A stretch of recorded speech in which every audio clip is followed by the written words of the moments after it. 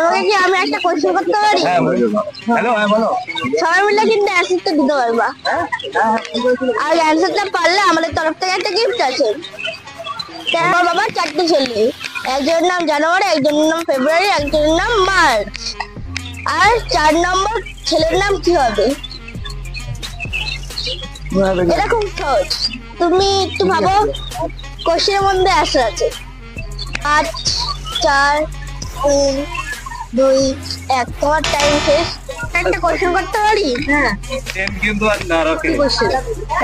তোমার সওয়ালের উত্তর দেওয়ার আগে আমি একটা কথা বলি। আমি তোমাকে আন্টি দেখি, তুমি আমাকে আন্টি বলছো, সেই জন্য আমি উত্তরটা দিব না।